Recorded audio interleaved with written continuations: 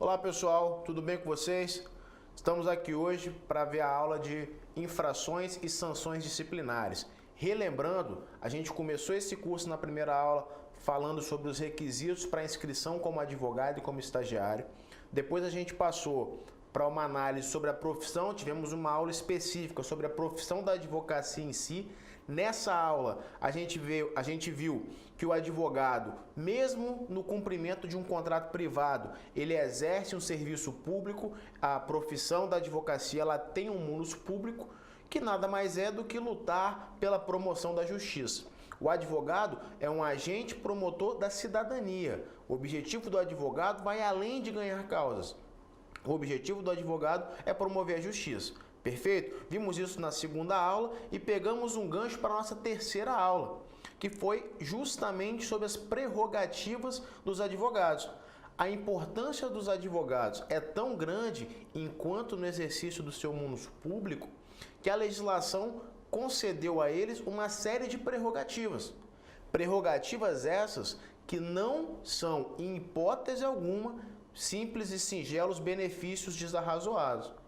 As prerrogativas profissionais, elas são instrumentos de efetivação da cidadania. Daí a sua importância. Perfeito? E na aula de hoje, na aula passada, a gente viu as prerrogativas, os direitos dos advogados. E na aula de hoje, a gente vai ver a contrapartida disso. Por quê? Porque ainda que a advocacia tenha essa importância tremenda para a cidadania, ela não pode ser exercida de qualquer modo.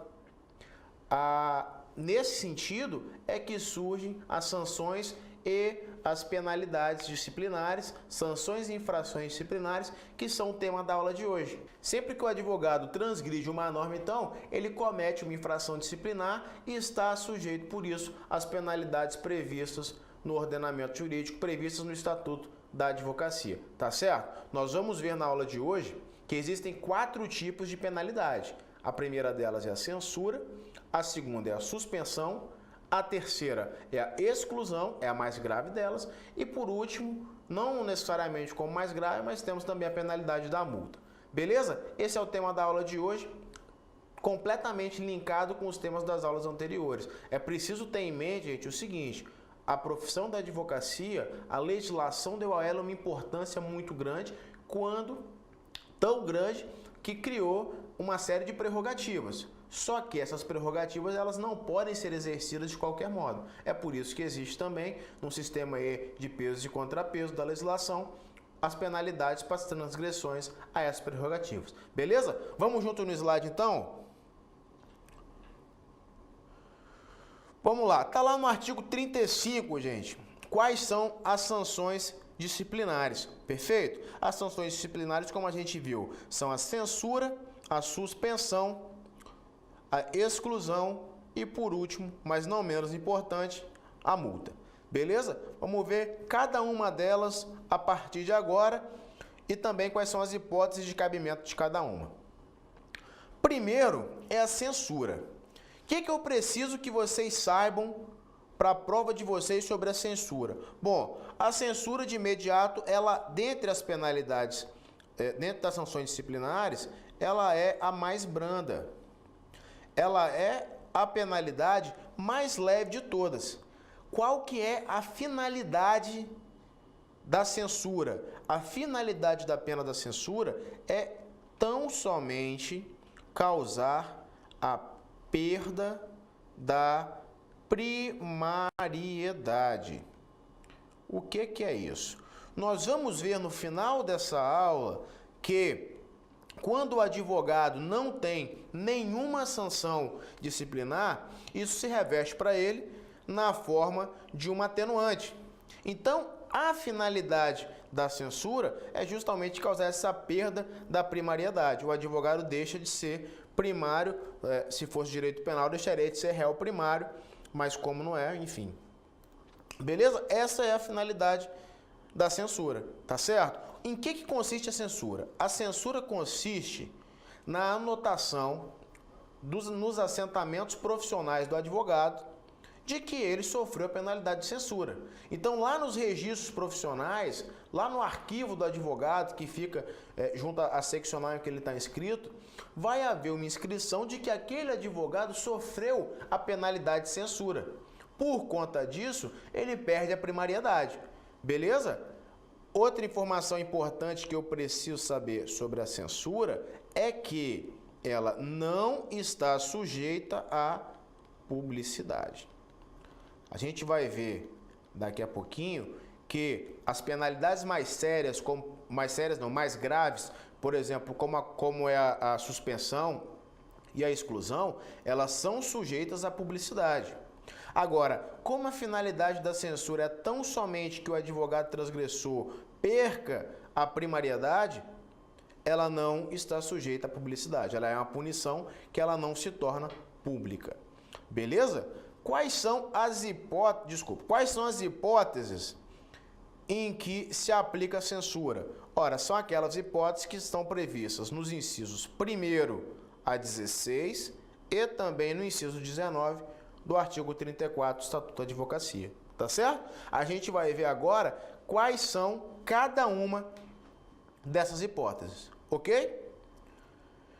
Primeira hipótese, então, constitui infração disciplinar, e aí eu coloco na frente, punível por censura. Exercer a profissão quando impedido de fazê-lo, ou facilitar por qualquer meio o seu exercício aos não inscritos. Essa regra, gente, ela trata de duas hipóteses. A primeira hipótese refere-se aos profissionais que são habilitados a advogar, ok? Só que em algum momento eles ficaram impedidos de exercer a advocacia, vimos as hipóteses de impedimento 2 aulas atrás, mas mesmo impedidos, eles continuaram advogando. Então, a primeira hipótese dessa norma, a primeira hipótese dessa infração é para aqueles profissionais que estão habilitados para advogar, mas têm uma causa de impedimento e ainda assim continuam advogando. A segunda hipótese, ela diz respeito àquele advogado que por algum meio viabilize que outra pessoa, que alguém que não pode exercer a advocacia, a exerça. Ou seja, aquele advogado que viabilize a prática, o exercício da advocacia por pessoas que não podem exercer a profissão. E aí eles não podem exercer a profissão porque não estão inscritos na OAB, ou mesmo inscritos estão impedidos, ou mesmo inscritos estão incompatíveis, ou ainda aqueles advogados que estão suspensos ou foram excluídos dos quadros profissionais. Beleza? Essa é a primeira hipótese de infração disciplinar punível por censura. O inciso 2º diz que constitui infração disciplinar punível pela censura quando o advogado exatamente mantém sociedade profissional fora das normas e preceitos estabelecidos nessa lei. Sociedade profissional da advocacia é um assunto que a gente vai ver daqui 2 aulas, vamos ter um espaço específico para falar sobre sociedade de advogados. Agora, eu preciso que vocês tenham em mente o seguinte: a infração disciplinar prevista no inciso 2º, ela pode decorrer de uma irregularidade formal. O tipo é manter sociedade profissional fora das normas e preceitos dessa lei. Essa irregularidade pode ser formal. Um exemplo, quando a sociedade de advogado não tem registro no AB.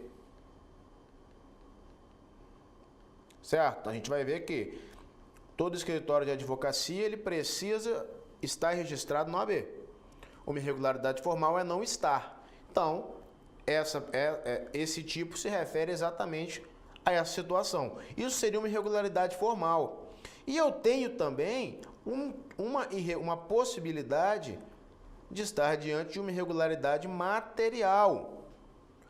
O que seria uma irregularidade material? A título de exemplo.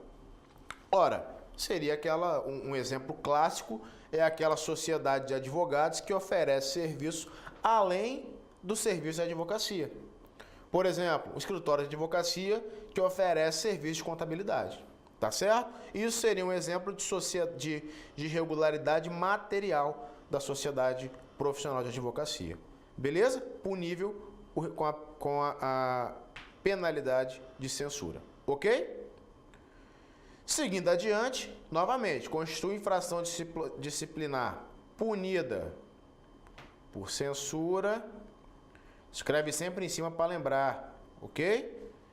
Valer-se de agenciador de causas mediante participação nos honorários a receber. Ora, agenciador é todo aquele que encaminha negócio para outras pessoas recebendo uma porcentagem disso. O que a norma visa evitar, gente, guardem isso, é o que se chama de mercantilização da advocacia, ok? O que a norma visa evitar é a mercantilização da advocacia. Então você não pode contratar alguém, por exemplo, para captar cliente para você e receber em cima dessa captação. Isso constitui uma infração disciplinar, ok? Uma outra infração, no inciso 4º, é angariar ou captar causas com ou sem intervenção de terceiros. O liame, nesse dispositivo, ele é muito tênue. Por quê? Porque ele não significa que o advogado não pode captar seus clientes. Ele veda a mercantilização da advocacia, ok? Ele diz que o advogado, ele não pode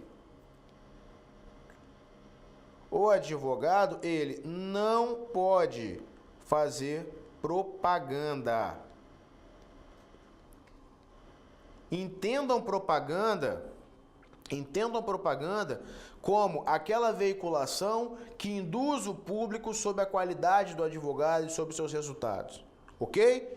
O advogado pode, em contrapartida, fazer publicidade. Publicidade nada mais é do que a informação veiculada do advogado sobre a sua existência e sobre a sua atividade, ok? O advogado não pode angariar clientes fazendo propaganda, ou seja, induzindo o público sobre suas qualidades, sobre os resultados que o seu escritório oferece, mas ele pode fazer sim sua publicidade. E nada mais é do que divulgar a sua existência, quais os serviços que presta, a localização e tudo mais. Beleza? Tocando adiante, que são muitos incisos. Constitui infração disciplinar punível com a censura. Assinar qualquer escrito destinado a processo judicial ou para fim extrajudicial que não tenha feito ou que não tenha colaborado. É muito comum, na prática da advocacia, alguns profissionais assinarem documentos feitos por estagiários ou às vezes feitos por pessoas que nem são formalmente estagiários de direito. É muito comum que advogados assinem esses documentos sem ler, sem revisar. Isso se enquadra perfeitamente no tipo do inciso 5º. Perfeito? Então, quando o advogado assina algum documento que não foi elaborado por ele, e essa assinatura tem a finalidade de convalidar aquele documento, ele incide aí na penalidade, na infração do inciso 5º. Perfeito? Além desse, no inciso 6º, também constitui infração disciplinar advogar contra literal disposição de lei, presumindo-se a boa-fé, quando fundamentado na inconstitucionalidade, na injustiça da lei ou em pronunciamento judicial anterior. Esse dispositivo específico, ele é quase que contrário à profissão da advocacia. Por quê? Ele diz que o advogado não pode advogar contra o que a lei diz de maneira literal. Só que, por vezes, gente, o conceito de lei, o conceito de legislação, ele é inferior ao conceito de justiça. Existem hipóteses não raras, segundo alguns, até a maioria delas, em que a justiça não está na lei, mas está na interpretação que se faz daquela lei ou algo nesse sentido. Então, é preciso ter muito cuidado, porque o advogado pode sim advogar, defender interesses contra a disposição literal da lei, sem que isso represente a infração disciplinar. Qual que é a pedra, qual que é o ponto nodal para a caracterização desse tipo? É a existência e a comprovação de má-fé do advogado. Se não houver má-fé do advogado, se não restar comprovada essa má-fé, o tipo não vai ficar caracterizado. Justamente porque o ordenamento jurídico brasileiro é muito complexo e não raras vezes permite interpretações de que a lei não representa efetivamente a promoção da justiça. Perfeito? Guardem isso. Para a caracterização desse tipo, é imperiosa que esteja comprovada a má-fé do advogado. Ok? Tocando em frente, então, também constitui infração disciplinar punível aí com a censura. Vocês lendo desse tipo, fica mais fácil de gravar. Quando o advogado violar sem justa causa o sigilo profissional.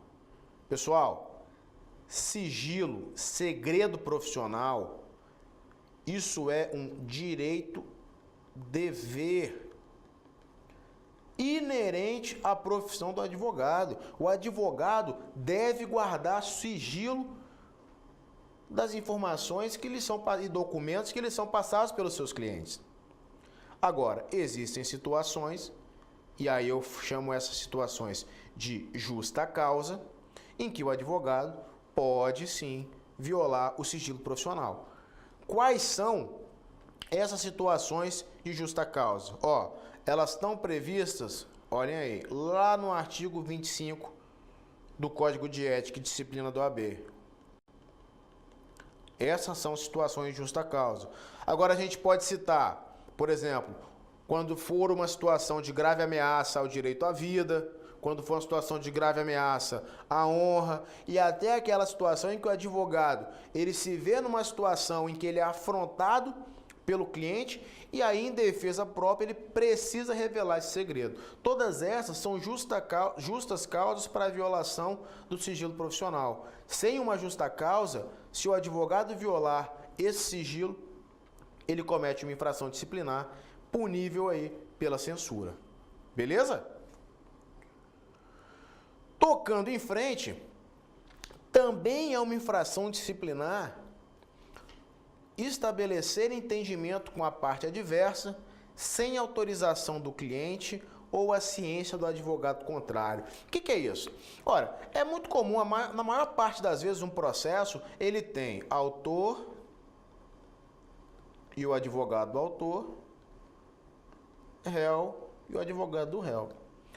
Essa hipótese, ela acontece quando, por exemplo, o advogado do autor entra em contato direto com o réu, sem o conhecimento do seu cliente e sem o conhecimento do advogado da parte adversa.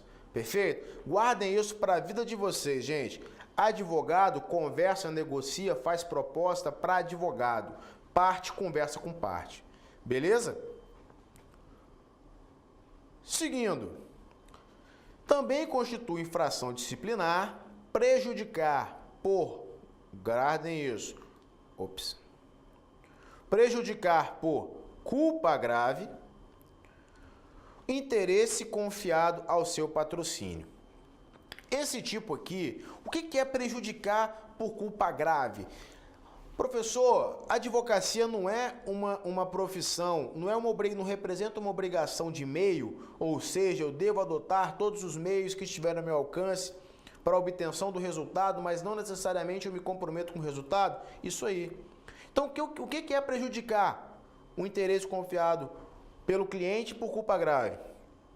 Olha, para que ocorra esse tipo, é imperioso que haja prejuízo. Beleza? O cliente tem que comprovar o prejuízo que ele sofreu por culpa da atuação culposa de maneira grave pelo seu advogado. Primeiro ponto. Segundo, culpa grave é aquela situação que nem o mais desleixado, o mais medíocre, o pior advogado poderia cometer. Isso é uma culpa grave. Um exemplo de culpa grave é aquela, por exemplo, que o advogado pega a procuração do cliente, recebe os honorários, deixa de ajuizar a ação tempestivamente por conta dessa inércia do advogado, se ocorre a prescrição e o cliente perde o seu direito. Caso isso ocorra por uma culpa grave do advogado, perfeito? Conseguem perceber? O seu cliente foi prejudicado. O direito do seu cliente esteve prescrito. Prescreveu o direito do cliente, ele não pode mais exigir. Agora, e um outro detalhe importante, a infração disciplinar, ela representa uma penalidade administrativa. Nada impede que, nessa hipótese, o advogado venha responder civil e até criminalmente por conta dessa desídia. Beleza? Seguimos. Também são infrações disciplinares puníveis pela censura. Acarretar conscientemente, por ato próprio, a anulação ou a nulidade do processo em que funcione. Gente, direto, essa hipótese aqui, ela exige o que a gente chama de dolo específico, ok? Dolo específico para quê? Dolo direcionado à prática daquele ato que vai ser prejudicial ao deslinde do processo, ok? Aquele advogado que provocar um ato com a intenção manifesta de causar nulidade do processo, ele comete essa infração disciplinar punível aí pela censura. Show? Também constitui infração disciplinar punível pela censura quando o advogado abandona a causa sem justo motivo ou antes de decorridos 10 dias da comunicação da renúncia. Ora, a gente viu na primeira aula, se eu não me engano, que o advogado tem o direito de renunciar o mandato daquele cliente que ele não queira mais representar. Uma vez renunciado o mandato, ele continua respondendo pelo processo, ele continua sendo obrigado a defender o interesse do cliente pelos 10 dias subsequentes, ou até que o cliente constitua um novo advogado. Isso protege, isso diz respeito ao dever, à obrigação que o advogado tem de não deixar o seu cliente desamparado. Caso esse advogado, sem um justo motivo, não cumpra esse prazo de 10 dias após a comunicação da renúncia, ele incorre nessa infração disciplinar. Beleza? Também constitui infração disciplinar quando o advogado se recusa a prestar, sem justo motivo, assistência jurídica quando nomeado em virtude da impossibilidade da Defensoria Pública. Todos nós, advogados, temos obrigação de atender de forma dativa. Nós temos a obrigação de atender quando nós somos nomeados para atuar como advogados dativos.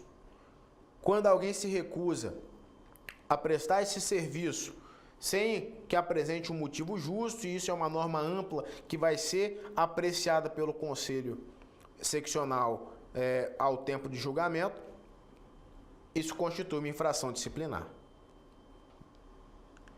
Também temos infração disciplinar quando o advogado faz publicar na imprensa, de forma desnecessária e de forma habitual, alegações forenses ou alegações relativas a causas que ainda estão pendentes. Gente, isso aqui, se refere àquela proibição à propaganda, lembram? Propaganda. Isso visa evitar a mercantilização da advocacia. Tá vendo como que tudo se encaixa? Isso aí. Também são infrações disciplinares puníveis com a censura quando o advogado deturpa o teor de dispositivo de lei, de citação doutrinária ou de julgado, bem como de depoimentos, documentos, alegações da parte contrária, para confundir o adversário ou iludir o juiz da causa. Esse dispositivo, gente, ele exige 3 elementos. Quais são esses 3 elementos? Ele exige a deturpação do texto, ele exige a intenção do advogado, o dolo do advogado em fazer essa deturpação, e ele exige que o objetivo dessa deturpação seja confundir, induzir a erro o adversário ou o julgador. Beleza? Não é necessário aqui que haja resultado oriundo do comportamento. Guardem isso. Não é necessário que haja resultado. Não é necessário que da conduta tenha decorrido um prejuízo. A simples coexistência desses 3 elementos é suficiente para caracterizar o tipo. Tá certo? Também constitui uma infração disciplinar punível pela censura. Deixa eu apagar aqui para vocês verem. Fazer em nome do constituinte, sem autorização escrita deste, imputação a terceiro de fato definido como crime. De novo, para caracterização desse tipo, são necessários 3 elementos, tá? Imputação de fato criminoso, mais imputação deste fato criminoso a terceiro, e esse fato criminoso, gente, ele não precisa ser verdadeiro ou falso. A simples imputação do fato criminoso já é suficiente. Não interessa se for verdade, não interessa se for mentira, ok? Imputação do fato criminoso, imputação desse fato criminoso a terceiro e sem autorização do cliente. Beleza? Esses 3, a coexistência desses 3 elementos caracteriza o tipo que constitui infração disciplinar. Está acabando. Também a infração disciplinar punível com a censura, anotar aqui em cima para gravar, deixar de cumprir no prazo estabelecido determinação emanada do órgão ou de autoridade de ordem em matéria de competência desta, depois de regularmente notificado. Ou seja, isso aqui, gente, isso trata de uma conduta omissiva. O advogado é notificado de maneira válida, seja de forma pessoal, seja por publicação oficial, tá? Ele é notificado a cumprir uma determinação e ele deixa de cumprir. Não é necessário aqui que dessa omissão resulte prejuízo, tá? O simples descumprimento, ainda que não resulte prejuízo, é suficiente para caracterizar a infração disciplinar. Beleza? Para finalizar, então, também constitui uma infração disciplinar punível pela censura quando o estagiário pratica um ato excedente de sua habilitação. Rapaziada, vimos na primeira aula o que estagiário pode fazer de forma isolada, sozinho. Anota aí. 1. Retirar os autos, retirar processos de cartório, assinando o termo de carga. 2. Obter junto aos escrivões e chefes de secretaria certidões de peças ou atos de processos que estão em curso ou de processos que já acabaram. E 3. Assinar a petição de juntada, ok? A processos judiciais ou administrativos. Todo o resto, todos os outros atos são inerentes à profissão de advogado. E o estagiário não pode assinar sozinho. Show? 2 observações para a gente falar ainda sobre a censura. Primeira delas, primeira observação. É possível que a censura, que é a penalidade mais branda, ela seja convertida em advertência. Quando isso, professor? Ora, quando houver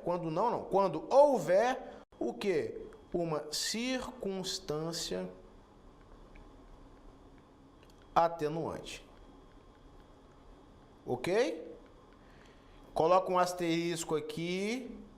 Na próxima aula a gente vai ver quais são as circunstâncias atenuantes. Agora, quando houver uma circunstância atenuante, a censura poderá ser convertida em advertência. E se for convertida em advertência, ela não vai ser anotada nos registros do advogado. Beleza? Se a censura for convertida, se houver uma circunstância atenuante, a censura pode ser convertida em advertência e a consequência disso é que ela não vai ser anotada nos assentamentos do advogado. Show? A segunda observação é que existe a possibilidade também de o Tribunal de Ética suspender temporariamente a aplicação da sanção de censura ou de advertência, desde que o infrator seja primário, primeiro requisito, beleza? Desde que o infrator seja primário e que, dentro de 120 dias, ele frequente e conclua um curso, simpósio, seminário ou qualquer atividade equivalente sobre a ética profissional do advogado, tá certo? Então, nessa hipótese, o Tribunal de Ética pode suspender, inclusive, a penalidade de censura ou de advertência. Beleza? Volta para mim aqui então. Pessoal, era isso o tema da aula de hoje, tá certo? Vimos a penalidade de censura, vimos o que é, em que consiste a penalidade de censura, vimos quais são todos os tipos em que se aplica a penalidade de censura.